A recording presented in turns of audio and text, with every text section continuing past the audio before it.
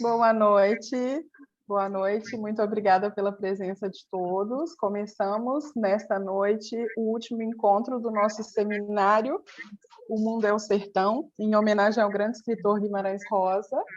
Começamos aqui, eu gostaria de agradecer inicialmente a presença da professora Cláudia, que irá conversar conosco mais tarde, da senhora Rose Falcão, que é a diretora do Instituto Guimarães Rosa em Lima, e do professor Dr. Gonçalo Espino, que é o decano da Faculdade de Letras e Ciências Humanas da Universidade Nacional Maior de São Marcos. Professor Gonçalo Espino, por favor, você tem a Muchas palavra. gracias. Quisiera expresar el profundo saludo de la comunidad samarquina a este seminario Guimarães Rosa, y esto lo hacemos en el sentido de la confraternidad y las alianzas que tenemos con la Embajada de Brasil y la Lectoría en Perú. Felicitaciones por esta actividad, un enorme abrazo y vamos a seguir trabajando nuevos programas con nuestra lectora, la doctora Pascual. Un abrazo enorme. Gracias, Se cuida, doutor por favor. Gonçalo. Gracias. Gracias, professor. Então, agora passo a palavra à minha colega Fernanda Ricardo Campos, que é a leitora na Universidade de Buenos Aires, para falar um pouco, fazer um agradecimento em nome da nossa embaixada, a Embaixada Brasileira em Buenos Aires. Boa noite a todos, sejam bem-vindos, bem-vindas ao nosso último encontro do seminário O Mundo é o Sertão. Infelizmente, a secretária Juliana Santil não pôde estar presente hoje por um imprevisto familiar, então eu estou aqui, na verdade, representando o setor educacional, o setor de cooperação educacional da Embaixada do Brasil em Buenos Aires, e queria só, assim, mesmo uma acolhida e fazer um balanço super rápido do nosso evento, que é o que a gente geralmente faz no último encontro de todo evento que nós realizamos aqui. Então, nós tivemos mais de 160 inscritos no nosso evento, somando os 5 encontros, as 4 palestras e a oficina, foram mais de 150 participantes. Nós contamos com inscritos de países como Argentina, Peru, Brasil, México, Espanha, Estados Unidos e China. Tivemos aí os participantes, do nível acadêmico, instituição de ensino superior, nível básico e médio de escolas públicas, cursos livres, inscritos do Instituto Guimarães Rosa, além de vários interessados, como jornalistas, artistas plásticos, algumas das profissões, dos nossos participantes. E só queria apontar aí, assim, coisas importantes que o evento acabou trazendo para a gente, um fortalecimento entre os dois leitorados, entre as nossas instituições, nossas respectivas instituições, a UBA e a São Marcos. Assim, a celebração do Instituto Guimarães Rosa, que vai ser comentada, a gente está comentando desde o início do evento e vai ser comentado mais à frente também.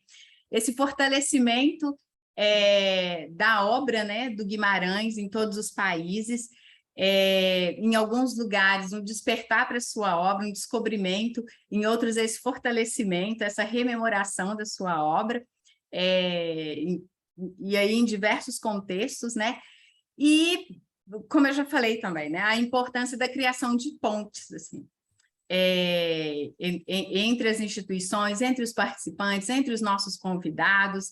Eu só queria terminar a minha fala rapidinho, que a última palavra do Grande Sertão, na verdade, é travessia, E eu acho que travessia foi o que nós realizamos aqui durante o seminário. A gente acabou indo de um lugar a outro, e durante esse percurso, conhecendo novas pessoas, conhecendo novas perspectivas sobre a obra de Guimarães, e eu acho que todo mundo ganhou com isso, né? Nossos convidados, nossos participantes, os leitorados, as instituições. Então, eu agradeço em nome da minha chefe no setor da Embaixada, setor educacional da Embaixada, em nome da minha chefe na universidade. E, assim, eu estou muito feliz e só tenho a agradecer a todos vocês. Queria dar as boas-vindas à professora Cláudia, desejo uma ótima apresentação e que todos aproveitem o evento. Obrigada. Obrigada, Fernanda. Agora nós voltamos a Lima, voltamos ao Peru, e eu passo a palavra para a nossa querida colega de trabalho, né? Posso dizer por mim, pela Fernanda, porque nós duas tivemos o privilégio, né? Fernanda teve há uns anos atrás e eu estou tendo agora, de trabalhar com a senhora Rose Falcão de Mello, que é a diretora do Instituto Guimarães Rosa, esse instituto que está sendo homenageado nesse nosso evento, nesse nosso seminário. Então, por favor, Rose, você tem a palavra. Muito obrigada. Uma saudação muito especial à Cláudia, à Fernanda e, logicamente, a você, Rafaela. É muito lindo ser apresentada dessa maneira, né? Como colega de trabalho, é muito bonito. E foi realmente um prazer ter aqui recebido a Fernanda, quando ela passou por aqui, como leitora, e receber agora você nesse período, né, aqui em Lima. Eu juro assim, que fiquei com muitos ciúmes de vocês, assim, sabendo que o seminário estava acontecendo, sem poder exatamente participar. Nesse período, nós tivemos também um encontro de coordenadores gerais na cidade do Panamá, de coordenadores gerais dos institutos, das sedes do Instituto Guimarães Rosa, no mundo inteiro, né? Talvez são eventos que aconteceram em lugares diferentes, mas talvez imbuídos no mesmo espírito, né? Que é a nossa missão como Instituto Guimarães Rosa, ao qual todos nós pertencemos, né?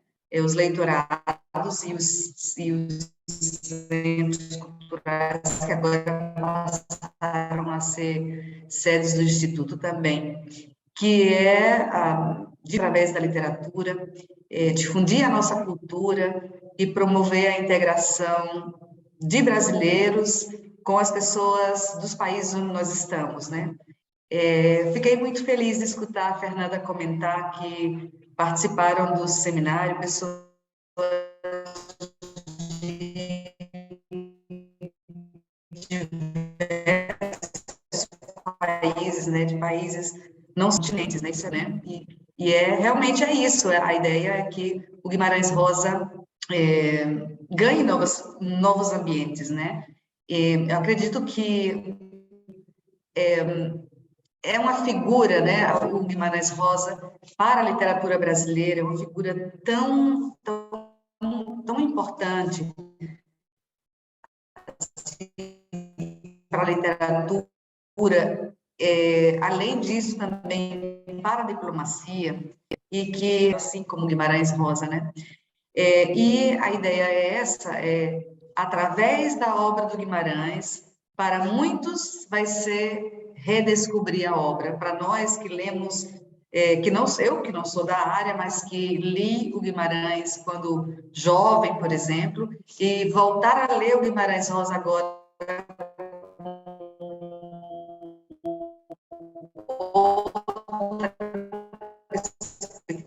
com outra ideia, e claro, falar aos peruanos ou pessoas de outras nacionalidades que moram aqui, falar sobre o meu país, falar sobre a minha língua, falar sobre a minha cultura, né? É muito lindo a gente ter essa oportunidade, né? Essa possibilidade de trabalhar com algo que é tão encantador, né? Que é realmente esse universo que a gente tem agora. Então, eu queria, em nome do próprio Instituto Guimarães Rosa aqui em Lima e da Embaixada do Brasil aqui no Peru, deixar, assim, uma saudação especial para todos aqueles que estão participando, que participaram desse seminário. Agradecer a vocês pelo... Nós estaremos sempre aqui dispostos a contribuir, né, para que esses laços sejam cada vez mais fortes, né? Então, é isso. Obrigada, gente.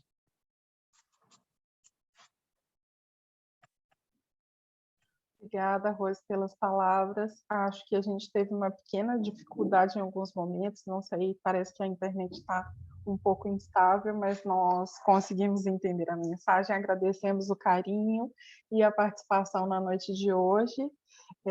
Então, nós vamos hoje começar com a nossa atividade, né? Vou explicar para vocês como acontecerá a palestra, assim como nós temos feito nos outros encontros, né? A professora Cláudia vai fazer a fala dela e ela tem aproximadamente 40 minutos e, ao final, nós vamos fazer as perguntas. Antes de eu fazer a apresentação da professora Cláudia, Fernanda, você quer comentar alguma coisa? Não, eu só queria, porque eu fiquei um pouco ansiosa falar rápido e acabei me esquecendo de cumprimentar minha ex-companheira Rosinha. Então, mandar um beijo para o Centro Cultural, Instituto Guimarães Rosa em Lima. Desculpa, Rosinha, um beijo. Ótimo. Nós já falamos assim, né, gente? Como eu fiz a apresentação, é nossa querida colega de trabalho, que tem nos ajudado em tudo, né, que ela pode ajudar em todas as coisas possíveis. Então, como ela mesma já disse, o leitorado, né, o Programa Leitorado do Brasil, agora é uma ação que se junta a uma outra ação que são os Centros Culturais do Brasil, né? E todas elas estarão agora nesse Instituto Guimarães Rosa, que é o que nós celebramos hoje, né? Então, vamos falar do nosso homenageado nesse evento, que é Guimarães Rosa. Hoje nós temos aqui a presença, e uma presença assim, ilustríssima, né? super indicada, que é a professora Cláudia Campos Soares, da Universidade Federal de Minas Gerais, né? A professora Cláudia é graduada em Letras pela Universidade Federal de Viçosa, mestre em Literatura Brasileira pela Universidade Federal de Santa Catarina, doutora em Literatura Brasileira pela USP, realizou um curso de pós-doutorado na USP também, e atualmente é pós-doutoranda na Universidade Nova de Lisboa. Ela realizou pesquisas sobre a ficção em Graciliano Ramos, Adélia Prado e Guimarães Rosa, coincidentemente meus 3 preferidos, né? E é editora assistente na revista O Eixo e a Roda, que é uma revista de literatura brasileira. Atualmente é professora da Faculdade de Letras da Universidade Federal de Minas Gerais e atua na graduação e na pós-graduação, né? Então, professora Cláudia, por favor, você tem a palavra, pode começar. Boa noite. Em primeiro lugar, eu gostaria de agradecer o convite à Fernanda e à Rafaela. É um prazer estar aqui falando para 2 nações amigas, próximas de nós, a Universidade de Buenos Aires e a Universidade Nacional Maior de São Marcos. Eu gostaria de agradecer também a Rose Falcão, que eu imagino que também tenha uma grande participação em tudo isso aqui. E queria comentar também que é uma feliz coincidência que a diretora do Instituto Guimarães Rosa se chame Rose, ou Rosinha, como diz a Fernanda. Bom, então, depois de dizer da minha alegria por estar aqui, eu vou fazer... eu preparei um texto que eu preferia ler para regular melhor o tempo, né? E para não me perder de alguns assuntos algumas questões que eu julgo importante ressaltar, mas depois no final a gente talvez, né, com a leitura fique um pouco mais difícil talvez de entender uma coisa ou outra, mas a gente vai ter um tempinho depois para debater e a gente pode esclarecer eventuais dúvidas. Eu também queria dizer para a Rafaela que eu fiquei muito contente em saber que os meus 3 escritores estudados assim ao longo da minha vida são os 3 escritores preferidos dela. Muito bom saber disso. Mas então vamos ao trabalho. Eu intitulei o meu trabalho de O Destino por um Triz, a força do acaso em Grande Sertão Veredas. Uma das questões que marcam as especulações de Riobaldo, o ex-jagunço que conta sua história em Grande Sertão Veredas, é a da capacidade humana de controlar o próprio destino. Em vários momentos, afirma que esteve sempre tentando submeter os rumos de sua travessia aos desígnios do eu que pensa, o eu consciente, aquele que toma decisões sensatas e razoáveis. É o que diz, por exemplo, nesse trecho, e eu cito o Guimarães Rosa. Eu queria minha vida própria por meu querer governada. E, em outro momento, outra citação, ser dono definitivo de mim era o que eu queria, mas Diadorim sabia disso, parece que não deixava. Neste segundo trecho, a intensidade desse desejo é marcada pela reiteração de valor enfático do verbo querer, que indica a angústia do jovem Riobaldo, relatada pelo velho, por não conseguir controlar como gostaria os rumos de sua vida. O que o impede, neste caso, é Diadorim.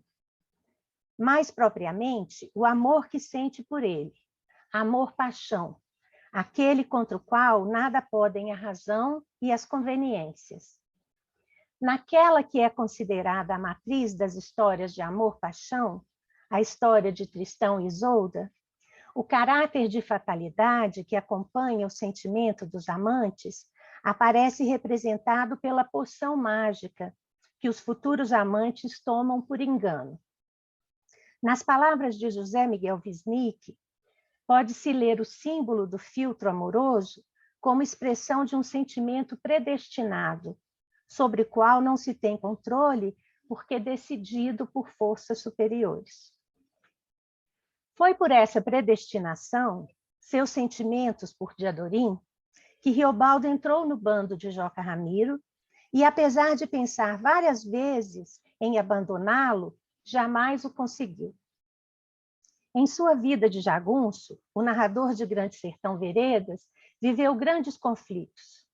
Questionava-se acerca da prática da violência, inerente àquele modo de viver, do fato de estar constantemente exposto à morte e, mais do que tudo, afligia os sentimentos que nutria pelo companheiro de bando.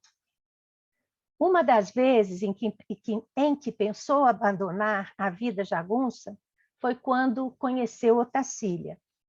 Pergunta-se ele a esse respeito: por que eu não podia ficar lá dessa vez? É uma citação do Grande Sertão. Por que eu não podia ficar lá desde vez? Por que era que eu precisava de ir por adiante com Diadorim e os companheiros atrás de sorte e morte nesses gerais meus? Destino preso. Diadorim, por onde queria, me levava.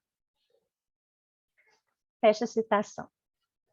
Há, contudo, um impedimento maior à realização do desejo de ser senhor do próprio destino, e que foi responsável pelo próprio fato de Riobaldo ter se ligado de destino preso a Diadorim, que foi o poder desorientador do acaso, do acontecimento que irrompe do terreno do imprevisível e do incalculável e, a despeito disso, é capaz de determinar toda uma existência.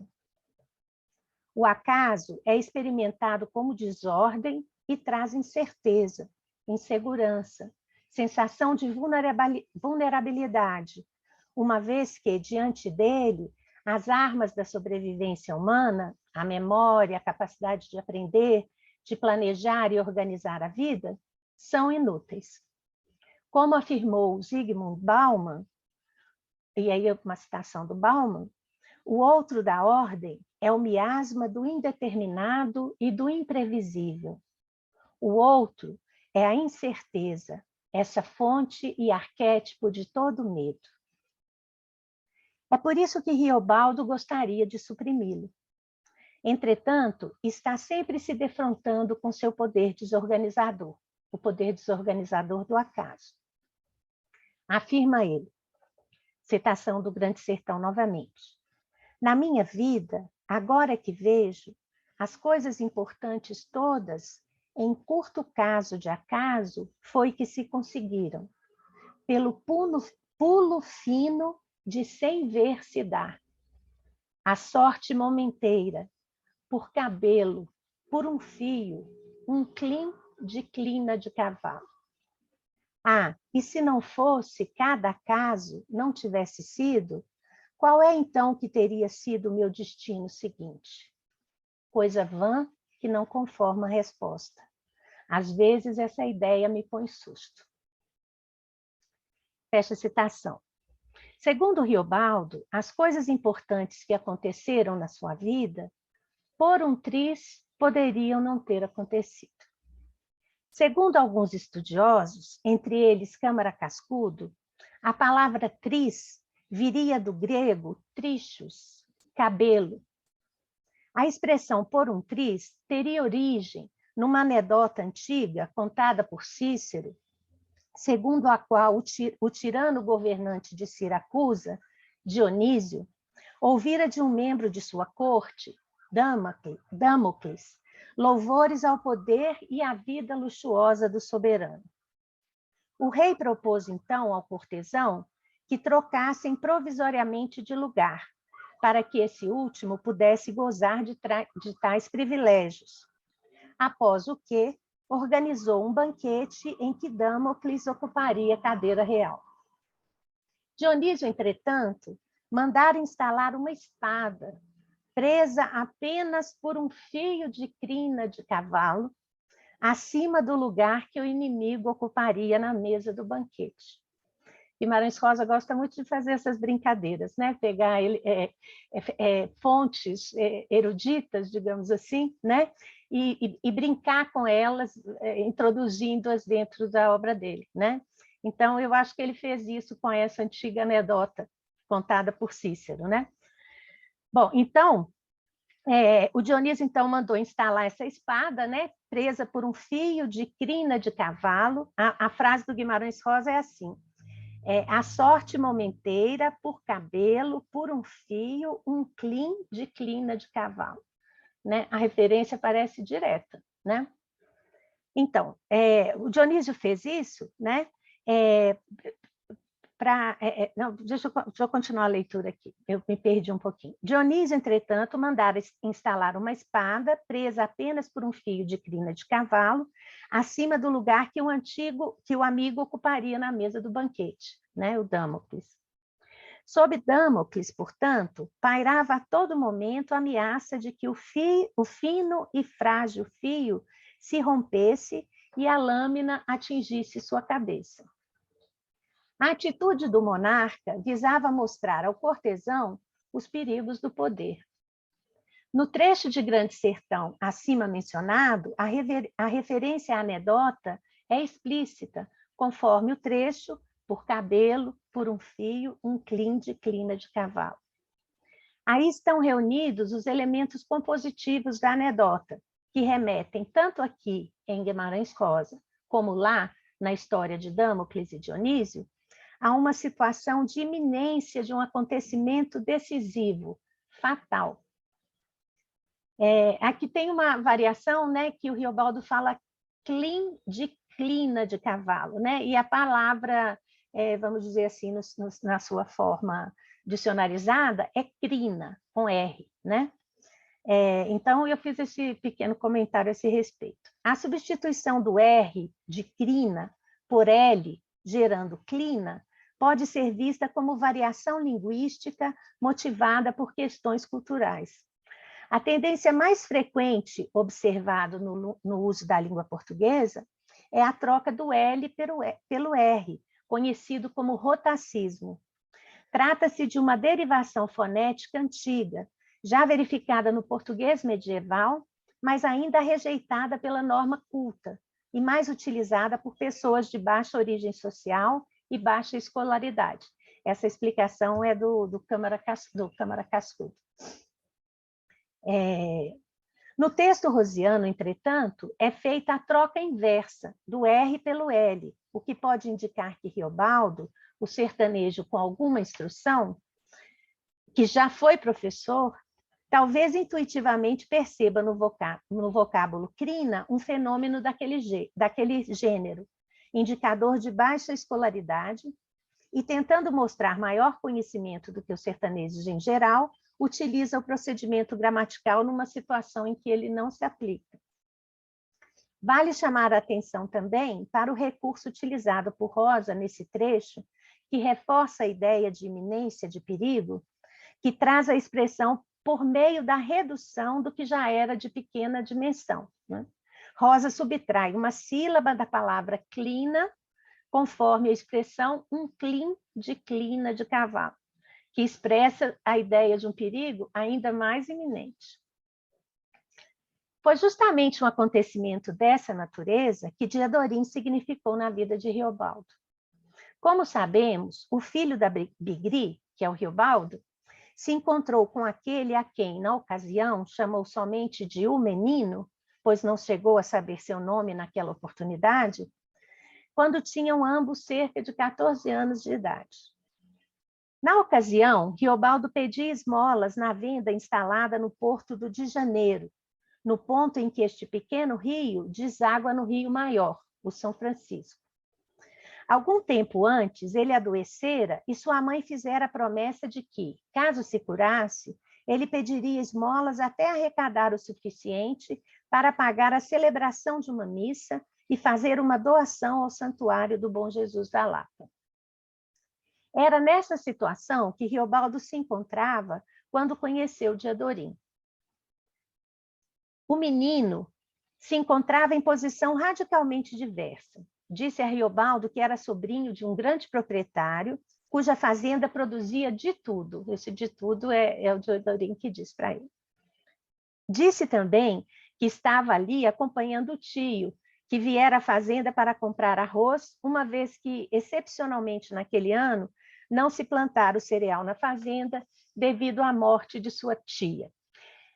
Nesse trecho não fica muito bem esclarecido por que o fato de a tia ter morrido impedia a plantação de arroz. Mas a gente pensa, né, que pode ser, talvez, né, um costume sertanejo, né, de não se plantar arroz quando acontece algum falecimento na família. Ou talvez, né, uma outra possibilidade seria porque a tia teria morrido na época de plantar justamente o arroz, né? E talvez isso tivesse alterado as atividades da fazenda. Mas, de qualquer maneira, não há esclarecimento sobre isso na narrativa, né? Então, o encontro entre Riobaldo e Diadorim meninos foi totalmente ocasional, fruto do imponderável. Inúmeras e inidentificáveis circunstâncias se conjuraram para que ele ocorresse, e qualquer alteração entre elas poderia tê-lo inviabilizado. Se Riobaldo, por exemplo, não tivesse adoecido, ou se sua mãe tivesse feito uma promessa diferente, ou não fosse religiosa, se a tia de Diadorim não tivesse morrido e não tivessem havido impedimentos dessa ou de outra ordem, para que fosse realizado o plantio do arroz, se o tio de Diadorim tivesse resolvido ir à venda no outro dia, se tivessem tido algum imprevisto na viagem e tivessem chegado mais tarde, depois de Riobaldo ter ido embora, ou se tivessem partido mais cedo, antes do filho da Bigri chegar, enfim, se qualquer uma dessas ou de outras inumeráveis e inconcebíveis condições que concorreram para que aquele encontro ocorresse, se não tivesse havido, né, nenhuma dessas condições que concorreram para aquele encontro ocorresse, ou se tivesse existido de forma diferente, Riobaldo poderia não ter conhecido o menino, que foi responsável por determinar tão profundamente o seu destino. Vale dizer, Riobaldo não pôde escolher o seu próprio percurso de vida. O evento súbito e transformador tomou-lhe o controle da caminhada. É por isso que ele, no trecho que se segue à narração do encontro com o menino, formula a seguinte pergunta retórica, com grande dose de perplexidade e alguma resignação. E eu cito o Grande Sertão. Agora que o senhor me ouviu, perguntas faço. Por que foi que eu precisei de encontrar aquele menino? Toleima, eu sei. Doldi, o senhor não me responda. E aí eu corto um pedacinho, cito um pouco mais adiante. Mas onde é bobice a qualquer resposta, é aí que a pergunta se pergunta. Por que foi que eu conheci aquele menino?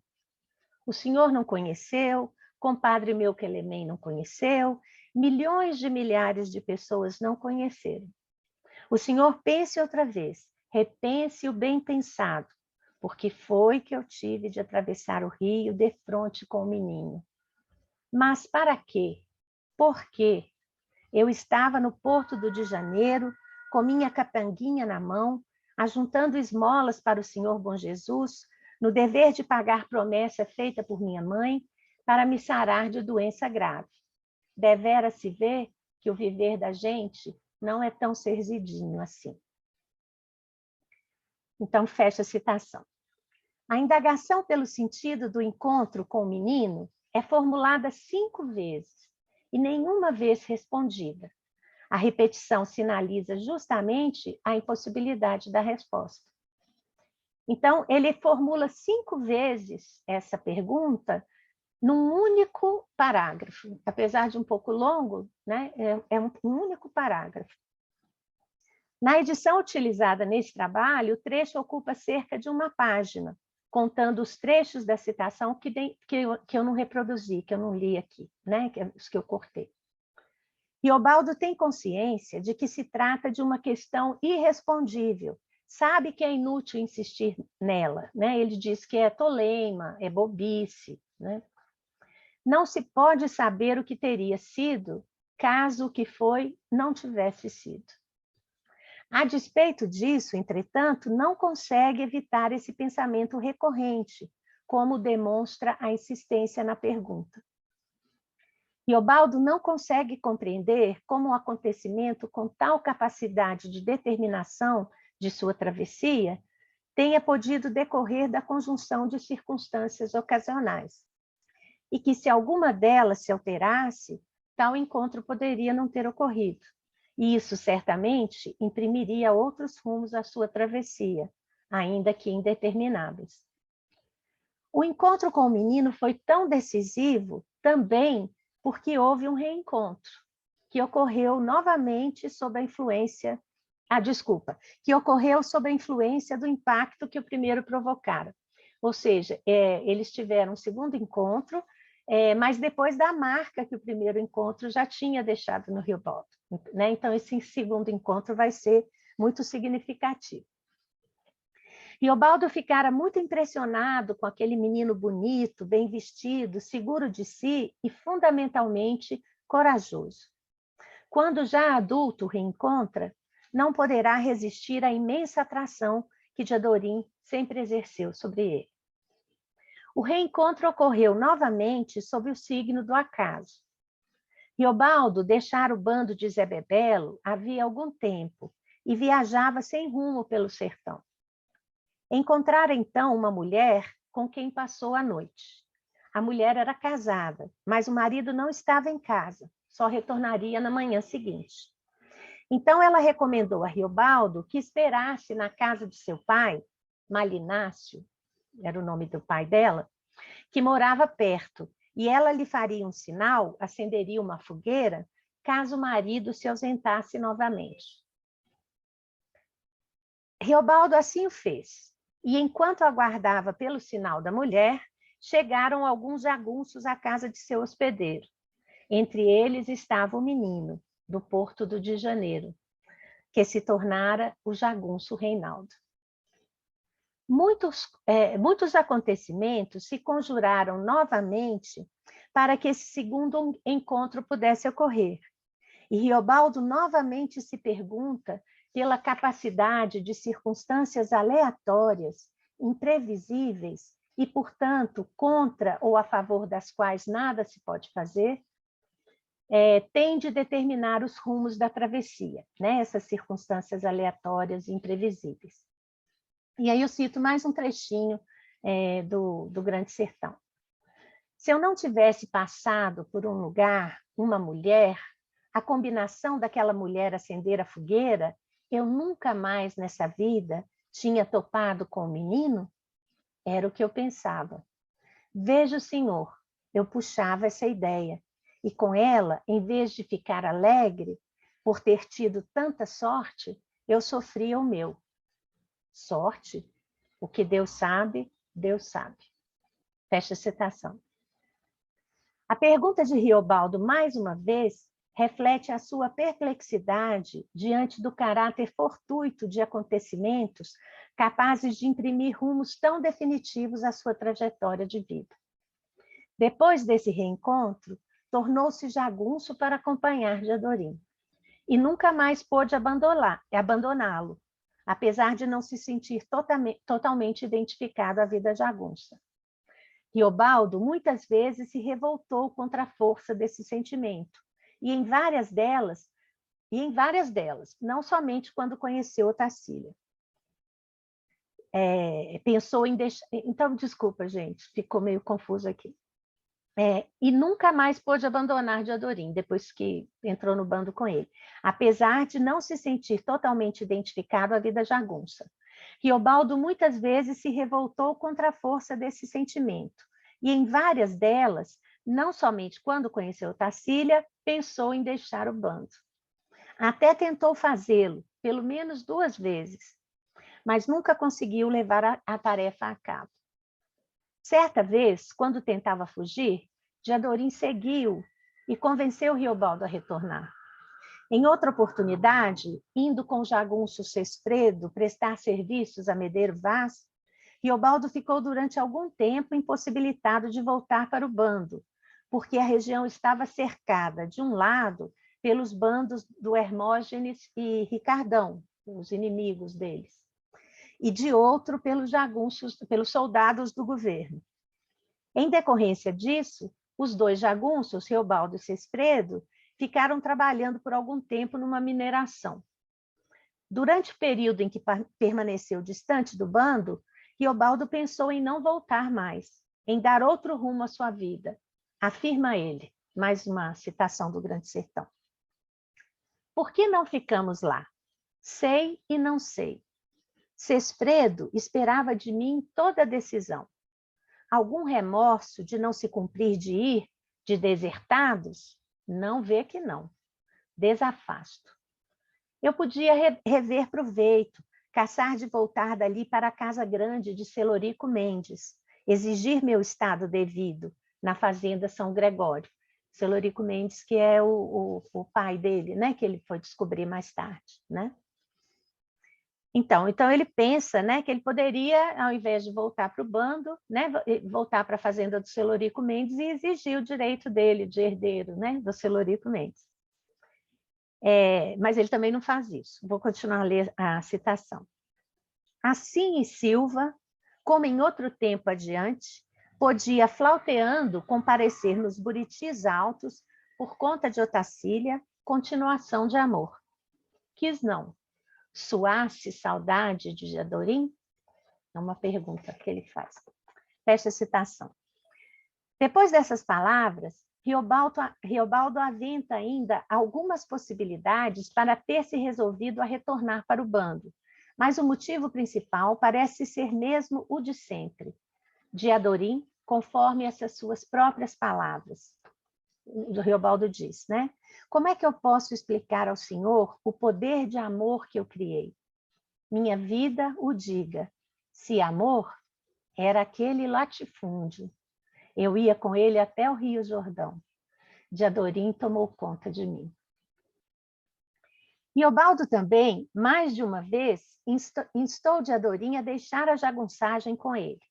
Da primeira vez, a proposta recebeu do filho de Joca Ramiro um terrível silêncio e um olhar de profunda reprovação, marcado pela intransigência em relação à vingança do pai. Nas palavras do ex-jagunço, eu cito o Riobaldo novamente, Diadorim me agarrava com o olhar, corre que um silêncio de ferro. Ele era irrevogável. Fecha a citação. Da segunda vez em que abordou o assunto, Diadorim cobrou de Riobaldo o compromisso de honra, o cumprimento de sua palavra. Diadorim diz para ele assim, você jurou vinga, você é leal. Então, ele cobra do Riobaldo a promessa assumida, né, de vingar a morte de Joca Ramiro. Riobaldo percebeu que o filho de Joca Ramiro jamais deixaria o bando antes de levar a cabo a vingança do grande chefe, seu pai. Certa vez, afirmara a Riobaldo, né? Diadorim afirmou a Riobaldo o seguinte, não posso ter alegria nenhuma, nem minha mera vida mesmo, enquanto aqueles dois monstros, são o Hermógenes e o Ricardão, que assassinaram o Joca Ramiro, né? Enquanto esses dois monstros não forem bem acabados. E ele suspirava de ódio como se fosse por amor. Fecha a citação. Como discuti em outra ocasião, foi por isso que Riobaldo chegou à atitude mais extrema. Acabou comparecendo às veredas mortas e invocando o demônio em busca de forças para enfrentar o Hermógenes, assassino de Joca Ramiro, que era pactário, né? Riobaldo tinha ouvido que o Hermógenes também tinha feito o pacto com o demônio. Então, ele precisava de estar em iguais condições para poder enfrentar aquele inimigo, né? Somente a morte do Judas, do Hermógenes, poderia criar a possibilidade de que Diadorim pudesse ter sua vida mesma, conforme as palavras dele, para além do compromisso com a vingança do pai, que era um compromisso do pai, de uma regra do pai, de seu mundo jagunço que ele impôs, em alguma medida, ao filho, Diadorim, né? Se esses encontros foram por sorte ou azar, Riobaldo não tem certeza, né? Ele pergunta lá na citação que ele devia ficar alegre por ter tido tanta sorte, e depois eles perguntam, sorte? O que Deus sabe, Deus sabe. Só Deus sabe se foi sorte, né? Ou azar. Então, se esses encontros foram por sorte ou azar, Riobaldo não tem certeza. Ele se pergunta sobre isso, mas não tem uma resposta para a questão, conforme o trecho citado anteriormente, aquele em que ele diz o que Deus sabe, né? Seus sentimentos por Diadorim foram responsáveis por grandes conflitos interiores. Trouxeram-lhe muita intranquilidade, muito desassossego e sofrimento. Além disso, como foi discutido anteriormente, não é possível determinar qual teria sido o destino seguinte de Riobaldo, caso ele não tivesse conhecido aquele menino e se reencontrado com ele na casa do Malinácio. Poderia ter sido melhor, menos sofrido, talvez? Repetindo as palavras de Riobaldo, coisa vã que não conforma a resposta. Riobaldo, portanto, percebe sua falta de autonomia, a impossibilidade de governar sua vida por seu querer, né? Como ele fala anteriormente, o querer do eu consciente. O acaso está sempre intervindo e roubando dele o controle das situações. Destino e predestinação, entretanto, também são ideias questionadas em Grande Sertão Veredas. Riobaldo não tem uma convicção tão firme na existência de um caminho previamente traçado a ser percorrido por cada caminhante. Em alguns momentos, ele até diz que há uma lógica secreta, um sentido subjacente aos acontecimentos da travessia, conforme esse trecho. Só beber uma aguinha aqui.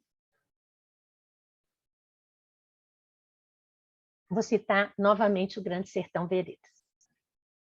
Existe uma receita, a norma de um caminho certo, estreito, de cada uma pessoa viver.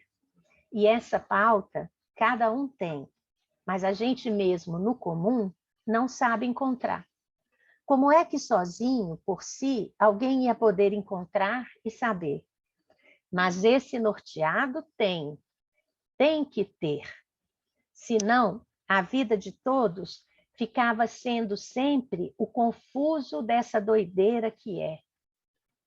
E que, para cada dia e cada hora, só uma ação possível da gente é que consegue ser a certa.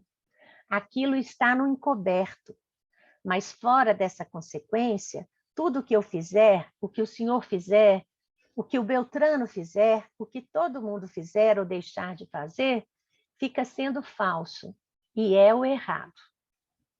Ah, porque aquela outra coisa é a lei, escondida e visível, mas não achável do verdadeiro viver. Que para cada pessoa, sua continuação já foi projetada, como que se põe em teatro para cada representador, sua parte que antes já foi inventada num papel. Eu só gostaria de lembrar que tem uma das epígrafes do Corpo de Baile, que é do Plotino, né, o filósofo neoplatônico, também traz essa ideia de que a vida é a representação de um papel. Ele diz assim: em todas as circunstâncias da vida real, não é a alma dentro de nós, mas sua sombra, o homem exterior, que geme, se lamenta e desempenha todos os papéis nesse teatro de palcos múltiplos, que é a Terra inteira. Só para fazer essa relação com essa ideia, já aparece em outros momentos. Nesse trecho, nesse longo trecho que eu li, Riobaldo afirma a existência de um caminho previamente determinado por forças não nomeadas que cada pessoa deveria trilhar. Como o destino preexiste à travessia, a vida de cada um seria a representação de um papel. Tal concepção aproxima-se da tragédia grega clássica. Mas, enquanto na tragédia grega, o destino sempre se cumpre, a despeito de quaisquer forças contrárias, na visão aqui expressa por Riobaldo, existiria um correto cumprimento do destino. Né? Ele diz assim, tudo que a gente fizer fora desse caminho está errado, né? Esse trecho que ele diz assim, e cada hora só uma ação possível da gente é que consegue ser a certa. Né? Então, diferentemente da tragédia grega, aqui tem um destino correto que cada pessoa devia seguir. Né? E para isso é necessário que se encontre, e eu cito novamente, a lei escondida e visível, mas não achável do verdadeiro viver. Ou seja, há a exigência da participação humana para que o destino se cumpra. É preciso encontrar a lei do verdadeiro viver. Essa participação, entretanto, é impossível, pois essa lei não é achável, apesar de visível. Estamos aqui diante de um paradoxo, a afirmação de sentidos contrários como igualmente válidos. O paradoxo seria o seguinte: existe um destino, mas para que ele se cumpra, é preciso encontrar algo que não é encontrável e que está ao mesmo tempo oculto e manifesto. É vivível, mas não achável. Né?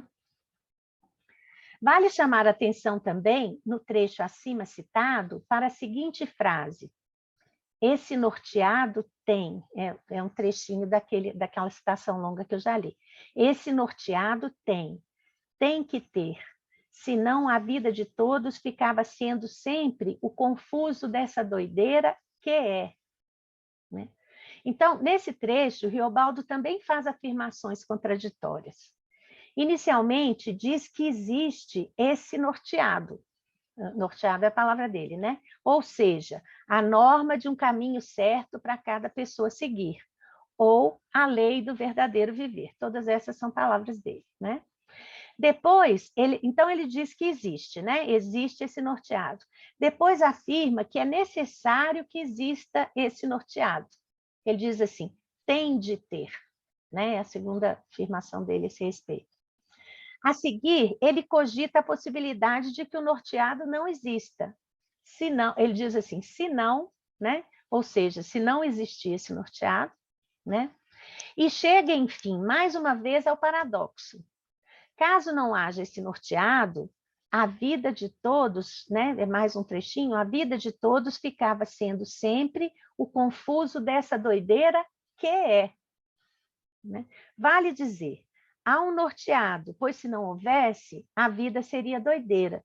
Mas a vida é doideira, então não pode haver nenhum norteado. Não é possível chegar a um sentido último para essas afirmações contraditórias. Só se pode afirmar a partir delas o desejo de Riobaldo de que haja um significado para a experiência. Também questiona a ideia de um fado inexorável a afirmação de Riobaldo de que há algum nível de liberdade individual na determinação dos próprios caminhos. É o que ele diz a certa altura do livro. É mais uma citaçãozinha. Assaz o senhor sabe, a gente quer passar um rio a nado e passa, mas vai dar na outra banda é num ponto muito mais embaixo, bem diverso do que em primeiro se pensou. Viver nem não é muito perigoso? Fecha a citação. Nesse trecho, Riobaldo atribui um papel importante ao poder da vontade, da autodeterminação do sujeito consciente. Quando se quer atravessar um rio a nado, consegue-se atravessá-lo. A vontade e a autodeterminação, entretanto, não atuam isoladamente. É o que diz o próprio Riobaldo em outro momento, outra citação do Grande Sertão. Quantas outras doideiras assim haviam de estar regendo o costume da vida da gente, e eu não era capaz de acertar com elas todas de uma vez.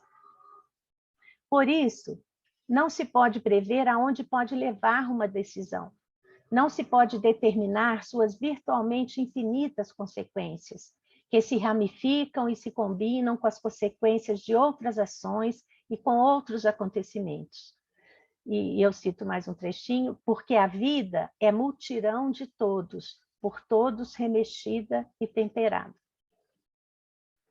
No caso da travessia do rio, podemos imaginar que possam interferir e alterar o trajeto do narrador circunstâncias como a velocidade da correnteza, que por sua vez se modifica com a velocidade do vento, ou com as chuvas que possam ocorrer na cabeceira ou sobre os afluentes do rio. Nesse último caso, ela pode trazer, por exemplo, né, troncos de árvores, animais mortos e muitas outras coisas de que seja necessário desviar-se. E pode-se gastar mais ou menos tempo para isso, e assim expor-se mais ou menos ao fluxo da correnteza. É possível também encontrar animais vivos e perigosos, como cobras, jacarés, peixes carnívoros. Enfim, há infinitas possibilidades de interferências no percurso, imagináveis e inimagináveis, se relacionando em uma rede virtualmente infinita de relações. Daí a ambiguidade de frases como esta, que Riobaldo enuncia referindo-se à sua travessia do São Francisco com o menino. A frase é essa: eu estava indo a meu esmo. Em mais esse enunciado paradoxal, Riobaldo afirma e nega simultaneamente a sua capacidade de ter a sua vida própria por seu querer governada, conforme ele desejava, né? Então, essa frase, né, ela traz essa ideia paradoxal, né, que é a ideia de andar a esmo, vale dizer, andar sem rumo definido, ao acaso, sem direção, planejamento ou propósito. Então, essa ideia de andar a esmo é problematizada por um pronome possessivo de primeira pessoa. Eu estava indo a meu esmo, né? Esse pronome possessivo de primeira pessoa imprime à expressão a marca da deliberação do sujeito e impede o estabelecimento novamente de um sentido exato. Afinal, quem ou o que teria sido responsável pelas veredas porque se conduziu Riobaldo em sua travessia? Em que medida? Seria possível determiná-lo? Provavelmente não há uma resposta definitiva para essa questão, como para tantas outras formuladas pelo ex-jagunço de Grande Sertão Veredas. O que se pode afirmar acerca desse mundo sertão, outra frase do Riobaldo, né? De muita doideira e pouca razão, é que, e Riobaldo dizendo de novo, liberdade é só a alegria de um pobre caminhozinho no dentro do ferro de grandes prisões. Era isso, muito obrigada. Obrigada, professora Cláudia. Estamos aqui encantados com Obrigada. essa leitura tão cuidadosa e tão interessante desses aspectos, né? Quando você começa a sua fala falando desses conflitos, né, que o Riobaldo sempre teve, de pertencer ao bando, ao mesmo tempo em que ele repensa essa questão da violência, repensa o tempo todo essa questão de por que continuar ali se ele tem outras opções, né, ou voltar para essa relação que ele teve com uma outra pessoa, mas pensando em Diadorim, né? Então, isso atravessa o livro, né? E você fala disso de uma maneira muito... faz uma leitura mesmo muito precisa disso. E pensar que o livro, né? E essa história mesmo do Riobaldo, por todo o livro... às vezes eu fico assim imaginando como que esse primeiro encontro que você disse que você bem citou, né, do menino no Rio, que na realidade era de Adorim, como que as coisas acontecem na vida das pessoas, assim, transferindo isso para a nossa realidade, como que esses encontros acontecem, mas que a gente atribui certa importância a eles, né? Porque ele poderia ter encontrado com qualquer pessoa, mas foi uma coisa tão marcante para ele. Ele pode ter tido segundos encontros com outras pessoas na vida, mas o segundo encontro com Diadorim foi um segundo encontro com Diadorim, né? Então, foi uma fala muito bonita, muito emocionante, né? Trazer essa... que, na realidade, ele tinha um motivo para ficar. E esse motivo todo mundo sabe qual é, apesar dessas vontades e desses questionamentos que ele tem, né? E essa crença do caminho predestinado, né? Predeterminado, muitas vezes a gente pensa também se não ele quer acreditar que existe um caminho e ele tem essa dúvida justamente pelo sentimento que o mantém nesse estado e o mantém tão preso a essa situação, né, de proximidade com Diadorim e tudo. Muito obrigada pela sua fala. Eu vou abrir agora a fila para perguntas.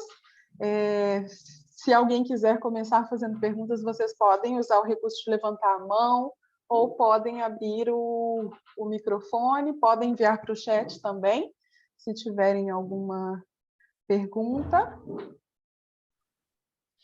Eu vou começar fazendo uma pergunta, então, enquanto as pessoas se animam. Nós estamos aqui, o nosso público durante todo esse seminário, né, os participantes, ele é formado por estudantes de letras das universidades São Marcos e UBA, por professores do professorado, né, da Argentina, que são pessoas que atuam com o ensino de português na Argentina, e também estudantes da língua portuguesa, né? E essa pergunta ela foi repetida para todas as pessoas que passaram por esse seminário, né? E em cada uma delas nós recebemos uma resposta diferente. Então, eu tenho certeza que vai ser muito interessante ouvir a sua visão, né? Existe essa crença de que ler Guimarães Rosa, e principalmente ler O Grande Sertão Veredas, é difícil, né? Que é uma obra tida como difícil. Então, pensando nesses nossos contextos de ensino, principalmente em países, né, esse ensino no estrangeiro, onde as pessoas que estão ali não têm esse conhecimento do sertão no Brasil, de Minas Gerais, do que é uma cidade no interior de Minas, né? Então, como que você vê o trabalho com essa obra nesses contextos? Como que a gente poderia propor um trabalho que seja significativo, né? E, ao mesmo tempo, seja de fácil compreensão para as pessoas que estão tendo acesso aos textos do Guimarães Rosa? É uma pergunta, não é uma pergunta muito fácil, né? Mas eu acho assim que o Grande Sertão, ele realmente, o início da leitura dele não é uma leitura muito fácil. Porque, na verdade, o Grande Sertão começa com uma conversa de um sertanejo com um visitante, né? Uma pessoa que tá viajando pelo sertão, e que se hospeda na casa dele, e eles começam a ter uma conversa sobre tiros que essa pessoa, que o hóspede do Riobaldo teria ouvido, e quer saber do Riobaldo que tiros foram aqueles, né? E aí o Riobaldo começa a dizer que ele estava treinando tiro ao alvo, que vieram pedir emprestado as armas dele para poder matar um bezerro que nasceu com uma deformidade assim, e que na boca, e por isso parecia que ele estava rindo, feito pessoa, né? Então, eles acharam que aquela mistura estranha, né, do humano com o animal, que aquilo só a monstruosidade, né, só podia ser coisa do demônio, né? Então, eles mataram o bezerro. Então, a conversa começa a partir desse dado objetivo. E a partir dessa ideia do demônio, o Riobaldo vai desenvolvendo ali reflexões, questionamentos, né, sobre a existência, sobre o mal, né, sobre a presença do mal no mundo. A partir de um certo momento, então eles estão conversando, mas a gente só ouve a fala do Riobaldo, né? E a propósito, Riobaldo vai contando casos que estão relacionados com o demônio, com o mal, e é justamente daí que vai surgir a narração da vida dele. Ele vai dar exemplos, né,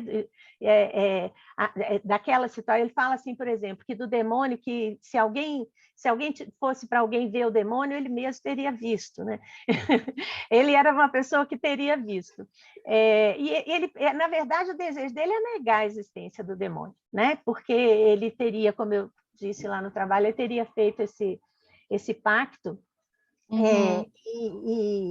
e portanto, ele estaria com a alma comprometida, e ele já está velho, né? Então ele tem medo de em que pode dar isso, né? Mas, então, é difícil por isso. O livro é marcado, inicialmente, por essas reflexões. Ele, às vezes, traz acontecimentos lá do fim para o início. Ele fala nome de pessoas que a gente ainda não conhece. Então, ele tem essa dificuldade mesmo.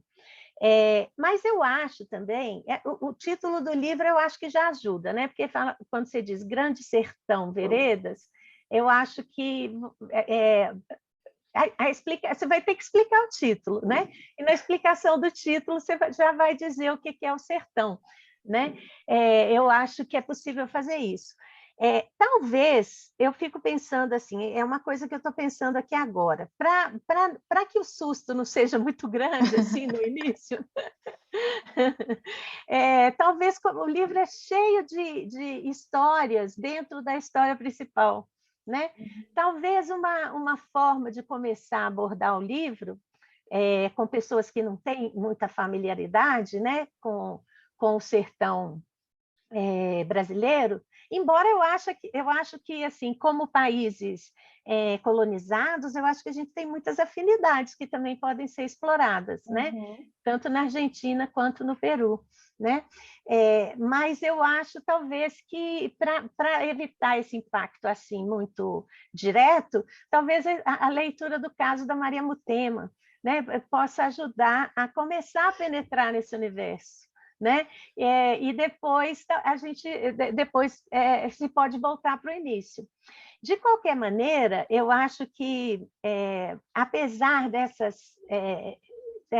dificuldade inicial, desse vai e vem do discurso, dessas digressões e tudo, eu acho que o que a gente pode mostrar para eles, né, para os alunos, é que, às vezes, uma dificuldade, quando ela é superada, ela pode ser mais gratificante. Né? E, com certeza, o Grande Sertão é um livro que dá essa gratificação para a gente. Primeiro, até, vamos dizer assim, até por essas frases que estão sempre presentes no Guimarães Rosa, que funcionam como se fossem aforismos, né? Como se fossem... isso também eu acho que pode pegar os alunos, porque às vezes é de uma beleza assim encantadora, né? Então, eu acho que eu acho isso. Eu acho que talvez o pessoal está gostando aqui, eu estou vendo. Eu estou vendo aqui no chat, né, que as pessoas estão achando a dica boa. Né? Foi uma ideia que me veio aqui agora. Né? Eu acho assim, eu dou aula para alunos brasileiros, né? Então é uma dificuldade a menos, né? Porque, em geral, eles conhecem mais essa realidade. Mas sempre que eu dou disciplina sobre Guimarães Rosa, é a disciplina que tem mais procura pelos alunos. Então, eu acho assim que, apesar da dificuldade, também tem essa coisa que atrai, né? Então, eu acho que é muito possível. Eu vou contar uma história que aconteceu comigo e que eu acho que é um bom exemplo disso. A minha avó, ela era uma pessoa, assim, ela era alfabetizada, ela não tinha, assim, nenhuma formação muito formalizada, assim, e ela leu toda a obra do Guimarães Rosa. Eu trazia para ela os livros e ela me falava assim, quando ela já tinha lido tudo, até o Grande Sertão, ela falava assim, ô Cláudia, não tem mais Magalhães Rosa aí, não? Então, eu acho assim que depois que a gente enfrenta esse desafio, a gente pede mais. Oh, de fato, excelentes dicas, né? E pensar que assim, esse conjunto de histórias, né? Uma das dicas que nós recebemos no decorrer do seminário foi justamente começar por textos menores, né? Trabalhar com os contos, né? O professor Ronieri, inclusive, deu a dica do Primeiras Histórias, né? Que tem aí uma quantidade de contos. Foi assim que eu comecei com a minha avó. Então, já sabe, eu falei com ele, nós tivemos a mesma ideia, muito bem. Então, pensar nisso, né? Nessa possibilidade, talvez, de não ter essa obrigatoriedade da obra por completo, mas ir começando por essas histórias tão interessantes, né? Que tem aí no decorrer do livro. De fato, todo mundo aqui no chat, mandando mensagem e falando. Todo mundo adorou a dica. Que bom. Eu tenho um comentário. Eu e a Rafa, a gente fica fazendo essas perguntas para os convidados, pensando na nossa prática, né? Porque, na verdade, os nossos convidados... E aí eu faço um convite aqui, porque, Cláudia, quando a gente abriu o formulário de inscrições, tem um espacinho lá para comentários, sugestões, né? E a gente achou que para muitas pessoas nós estaríamos apresentando Guimarães ou ajudando, né? Assim, apetecer um pouco a vontade de ler. E várias pessoas se interessaram justamente porque já tinham lido. E falaram assim, não, eu já li Guimarães, eu conheço, eu adorei, eu quero ler mais. Eu li em português, eu li em espanhol. E foram muitos comentários. Aí eu queria fazer o convite, se alguém estiver aqui que fez esse tipo de comentário no formulário, por favor, se apresente, fique à vontade para falar em português, em espanhol. Mas eu queria também dar a oportunidade de a gente ouvir um pouquinho dos nossos participantes, falar aqui, né, assim, ao vivo, assim, saber o que é que foi ler, o que é que leu, como é que foi ler Guimarães, porque todos têm adorado muitos encontros, elogiado bastante, foram maravilhosos realmente, aliás, parabéns pela fala, eu adorei. Para mim, o Riobaldo assim, é um grande prosador, assim, um grande contador de história, eu fico vendo sempre que eu leio ou releio alguma coisa, e aí eu imagino o Riobaldo mais ou menos como o meu pai, assim, quando ele, assim, fisicamente, sabe, é ele assim, que eu vejo quando meu pai contava a história para gente. Então, é muito gostoso ter essa memória afetiva. Exato, e ela voltar. A gente tem um Então, comentário Desculpa, eu queria que alguém ficasse à vontade para falar um pouquinho, para contar um pouquinho para a gente também. Tem um comentário aqui da Patrícia no chat falando que, de fato, o Primeiras Histórias, né, é bem mais fácil de abordar no começo e que acha que Guimarães, de fato, não é fácil no início, mas a gente pega o gosto. É isso aí. É muito e depois engraçado. Que pega o gosto, apaixona, né? Fernanda e eu temos aí, né, fomos, inclusive, colegas no mestrado, há uns anos atrás, e nós tínhamos um curso, fazíamos aí, vou contar uma história agora. Nós recebíamos alguns estudantes de países diversos para fazer curso de imersão de português na nossa instituição, né? Na instituição onde nós fazíamos o mestrado. E aí, eu gosto de traçar um paralelo com Guimarães com uma estrutura verbal que é o subjuntivo. Né? Para mim, o Guimarães Rosa é o subjuntivo da literatura. Porque tinha uma aluna nossa que veio para um desses cursos que no primeiro dia ela falou: que dia que vocês vão me ensinar subjuntivo? E eu falei: mas por que essa menina quer aprender subjuntivo? E eu ficava assim, sem entender. E aí depois a gente perguntou para ela: mas por quê? Qual que é a importância do subjuntivo? Ela: porque todo mundo fala que é muito difícil e que você só fala português quando você sabe o subjuntivo. Eu fico pensando, todo mundo fala que Guimarães é difícil, né? Mas aí quando você lê, não tem nada de difícil, não tem nada daquilo, e não quer dizer assim que né, tem alguma relação com aprendizagem. Assim, se você não entende de primeira, é porque você não sabe ou não tem capacidade de lidar com aquilo ali, né? Mas eu acho que as pessoas colocam muito essa roupagem do difícil, né? Mas que, na realidade, quando você lê, você se apaixona, é isso, né? Tem eu acho que é uma epígrafe de Tutameia. Tutameia é um livro que é todo diferente, né? Ele tem 4 prefácios, ele tem um índice no início, depois um índice de releitura no final, né? E ele tem... aí, tá aí. É uma epígrafe do Schopenhauer, ele põe uma no início e outra no fim. E uma delas, ela diz mais ou menos isso. Talvez se você está com o livro aí, você até pudesse dar uma olhadinha. Mas ele diz, eu acho que é a última. No final, assim, é a epígrafe do segundo índice. E aí ele diz assim que é preciso, o que a gente não entender da primeira vez, é preciso retornar e ler novamente, que muitas dúvidas vão se esclarecer. Você achou aí? Estou falando aqui com o microfone mutado. Achei. Tá assim.